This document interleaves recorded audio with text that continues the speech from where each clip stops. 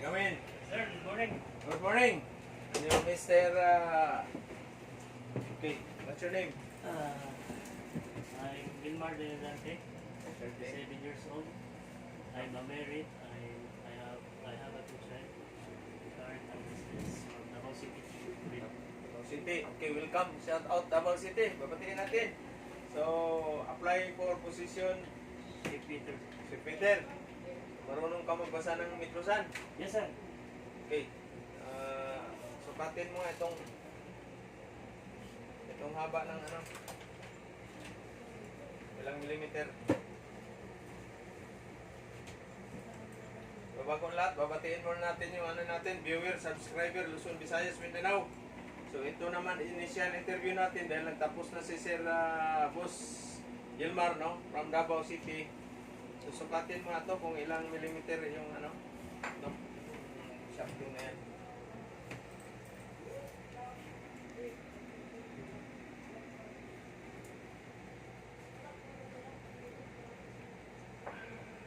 Okay muna tayo sa mga ating viewer, subscriber, Luzon, Visayas, Mindanao, no? So, Uh, 136 mm, sir. 136, tingnan natin. Tingnan natin, talagang okay. 136. Very good. Perfect. About Bernal caliper, marunong ka? Yes, sir. Okay, sukatin mo ito. Millimeter. Ito muna. May tweet.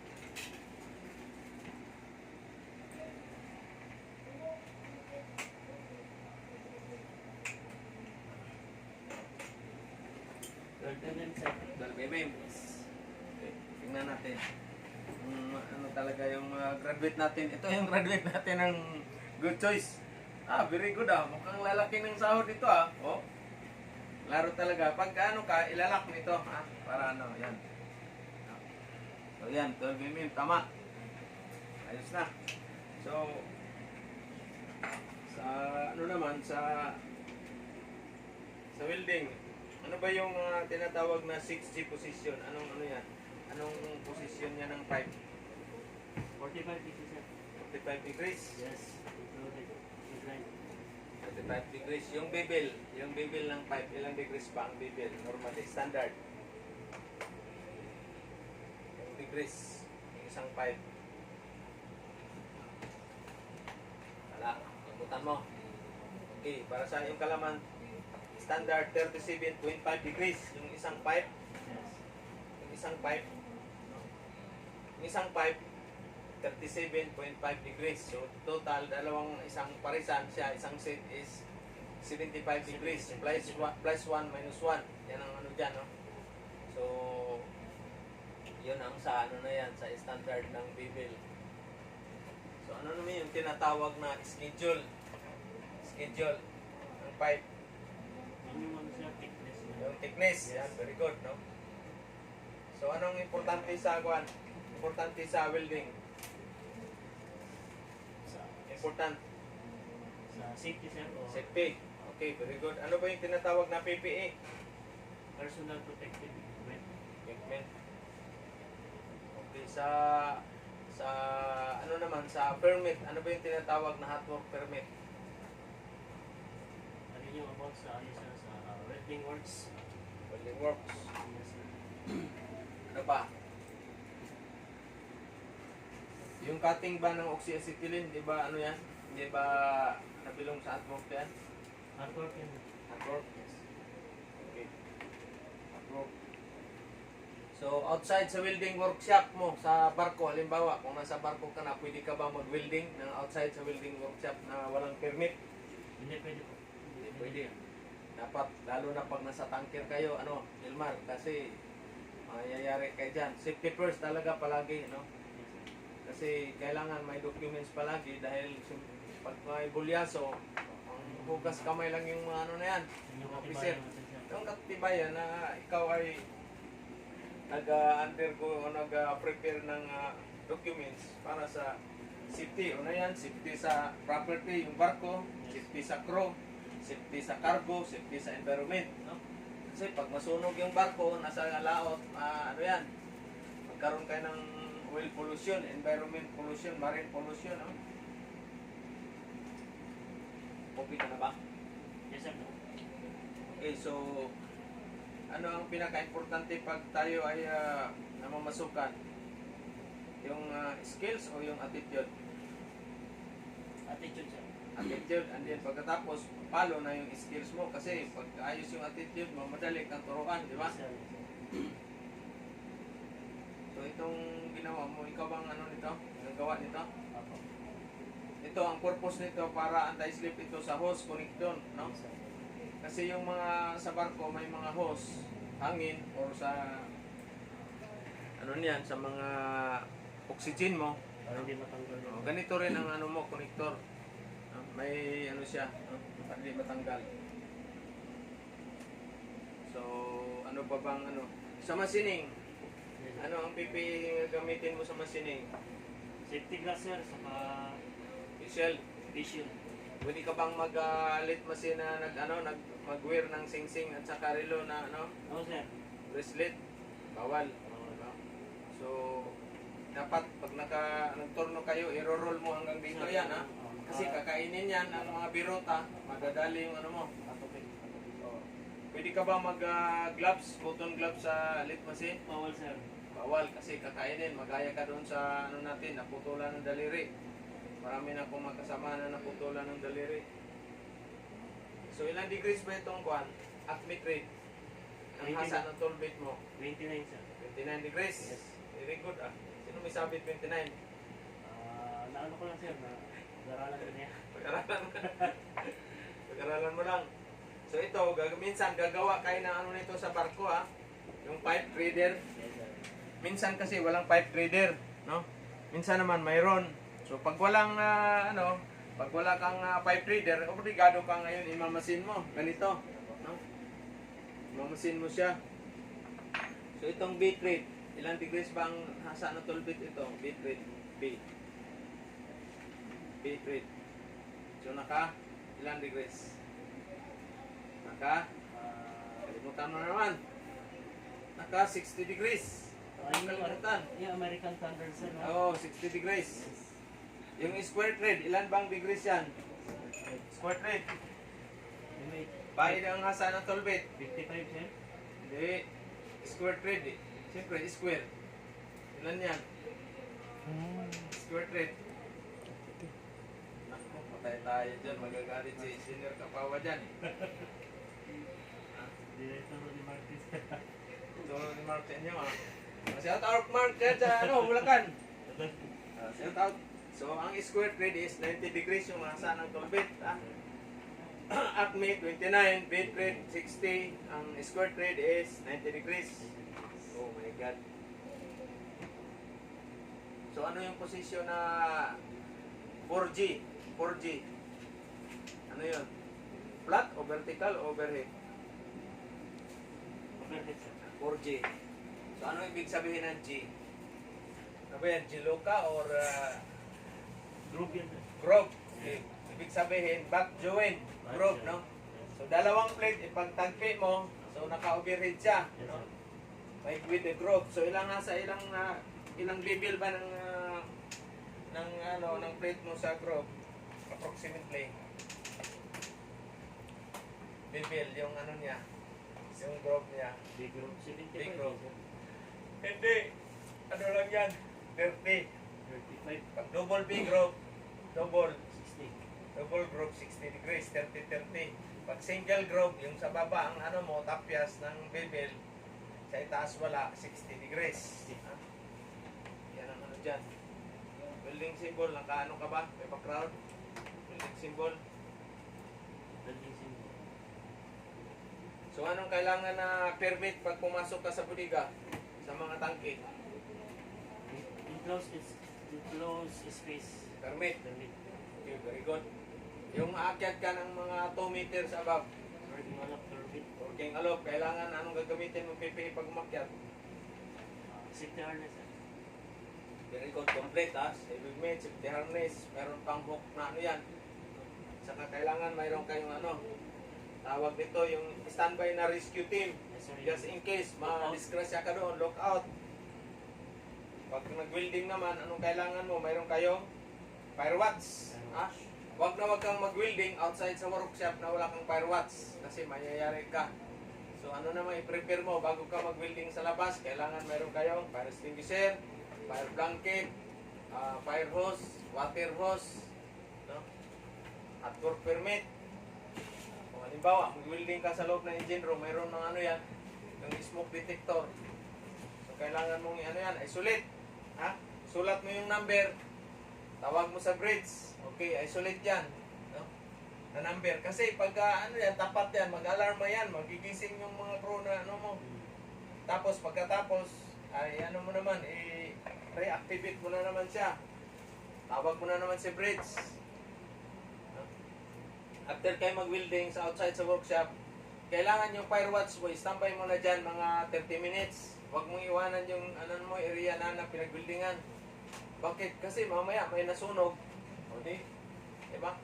Si wiper o si wheeler, kung minsan ikaw na mag-standby doon pag ano na, kasi libawa si wheeler may knock-out na. Break na, break. Kumbaga tapos na yung duty niya, o di, ano yun mo? So kasama ka sa bunkering ha? Bunkering. So anong ipe-prepare mo dyan? I-standby mo yung mga tools, special tools. Yung bunker na manifold. Yung mga SOPIP equipment. Ano ba itong SOPIP? No? Yan yung pang oil pollution. Ang mga kagamitan. Mayroong brooms, mayroong absorbent pad, mayroong sodas. Mayroon kayong empty drums, no? Pag bunkering with radio. Ha? So, siyempre, si first engineer naman ang in charge or chief engineer na magbunkering, pero ikaw nandyan, look out. Kailangan sa trabaho, anong Wilmar sa barko, safety first palagi. Safety, safety, safety.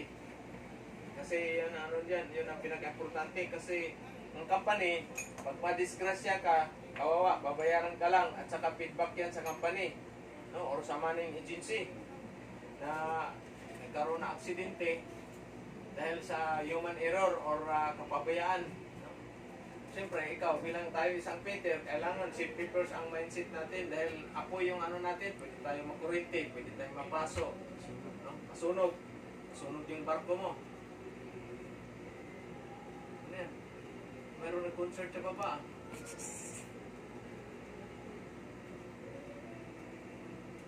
Ilan ba yung ano mo? Ilan ba yung anak mo?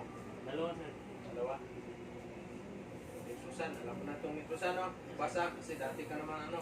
Si Boss Gilmar pala is dating welder to, no? Sa taga Davao at taga ano ba? Sa Malabon. Malabon, no? Anak Butas. Valenzuela, sir. Valenzuela. Shout out Valenzuela, ano? Manila. No? Nagaluson. Sun. So nagkapag-asawa ng Davao, ngayon ano siya dito, buti na lang nakita. Saan mo ba nakita yung ano nakita? Siyempre sa, ano, sir, sa Facebook? Facebook. Sa Facebook pala. O shout out pala, thank you Facebook. Kung hindi dahil sa Facebook, hindi nakarating si Boss Gilmar dito sa atin.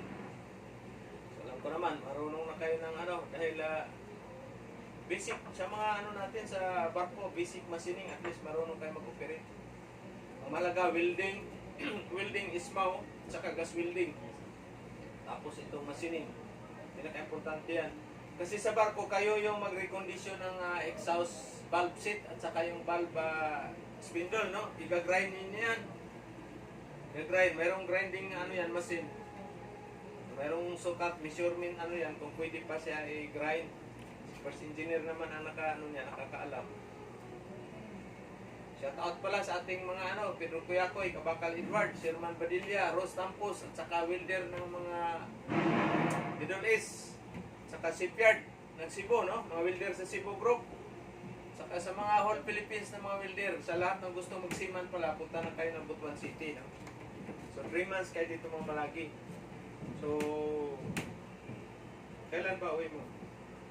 Bukas po, sir. Bukas umaga. Okay, so ayos naman yun natin. Ang importante lang sa safety at saka number 1, pagkisama ha. Yes, sir. Kailangan sa barko, walang sika. Kailangan friend to all mo. No, lalo na sa Chief Cook. Pag mawaway, shout out Chief Cook. Pag mawaway Chief Cook, wala kang pulutan pag ano. So yan ang pinaka-importante. Kailangan maayos yung attitude. Kahit anong galing mo ng magwinang, maghinang, mag-ano ka pa dyan, ilang years ka nang nagbabarko, ganun pa rin yung ugali mo, i-maintain mo yung pakisama doon sa mga kasamahan mo na crew, no? Respeto doon. Wiper man yan, makaditi man yan, makapitan, chief engineer man yan, respect ka talaga. No? Kasi ilang months lang kayo magsama, pinakamalayo na yung pinakamataas na yung 11 months. No? Kasi ngayon hindi na kayo pwede lumagpas ng 12 months. Dahil sa MLC, no? Maritime Labor Code, MLC. So dati sa amin, umabot pa ako ng 13 months. Pero ngayon, hindi na pwede yan. Bawal. So maximum ninyo, 11 months. Or maximum, 12 months. Pinaka-ano na yan? 1 year din po sir. 1 year. 10 months contract, abot kayo ng 1 year minsan. Kasi ano man, pinaka-maximum na yan. Kasi ano man, may batas man ngayon na sobra bawal man. Ano.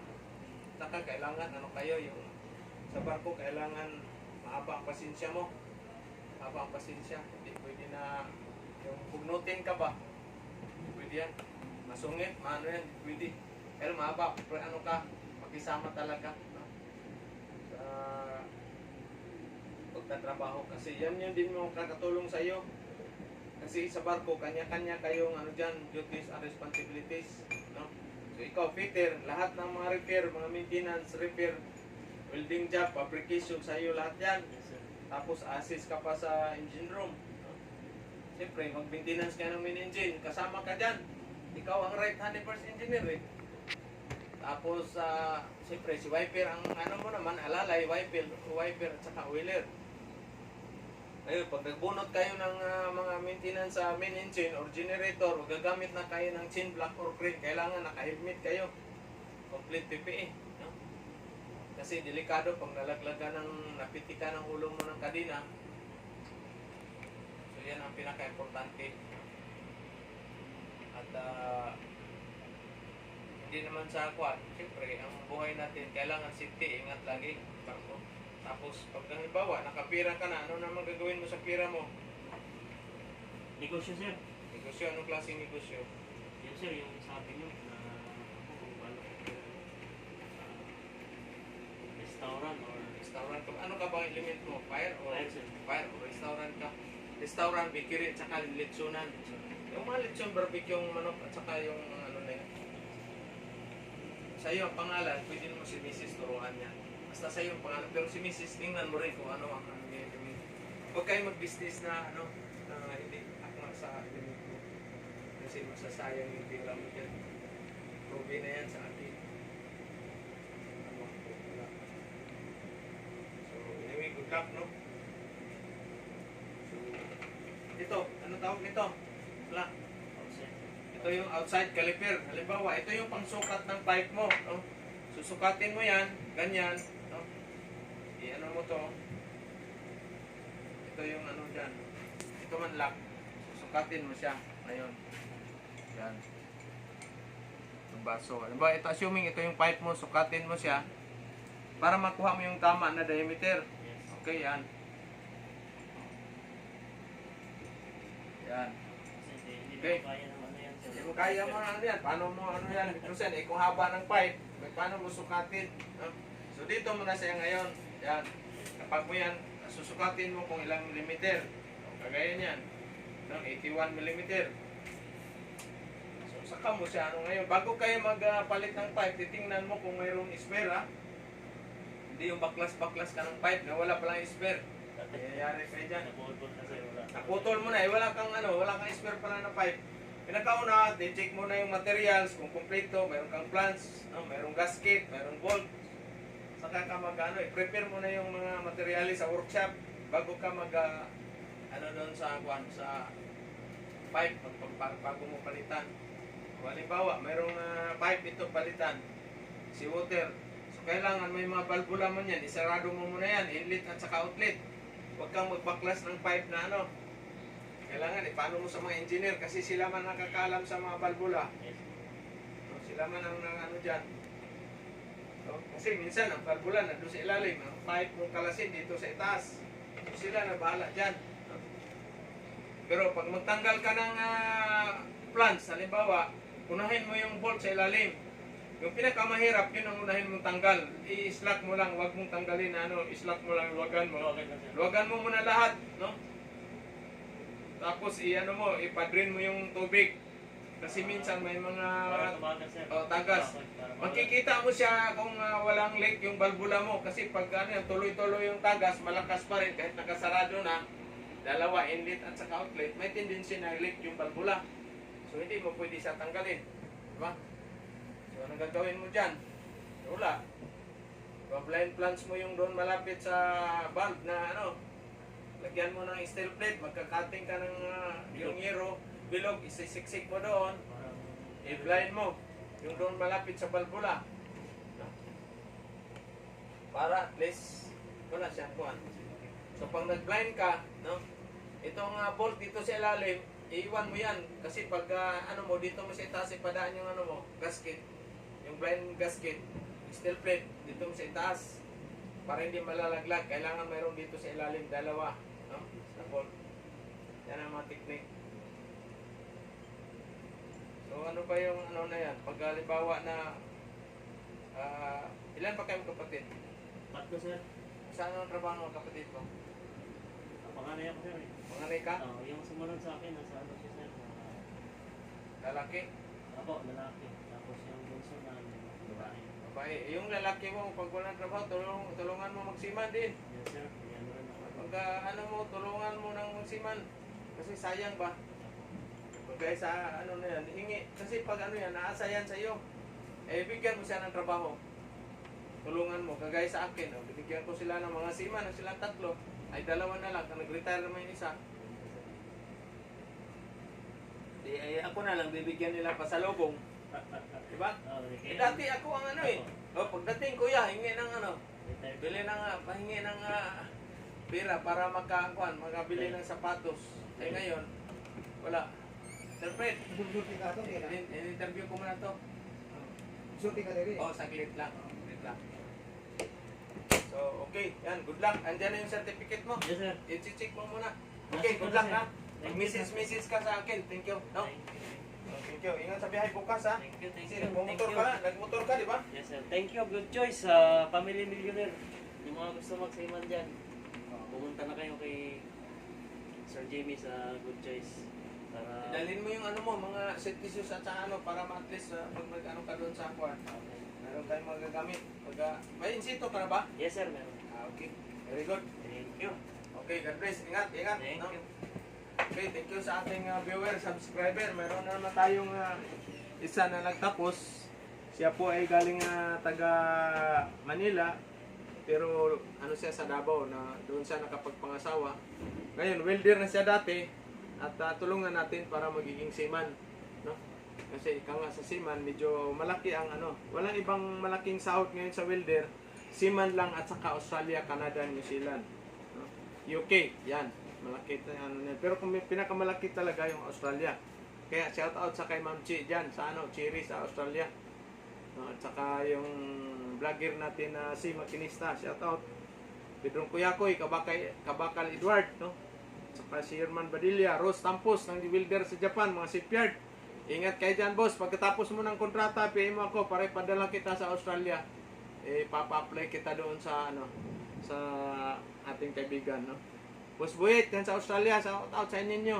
Saka yung mga product ng Good Choice ko na hindi pa nakasampa, nandyan sa Manila. Ingat kayo dyan palagi. At saka yung onboard natin na Peter, good morning sa inyo lahat. Luzon, Visayas, Mindanao, thank you and good morning.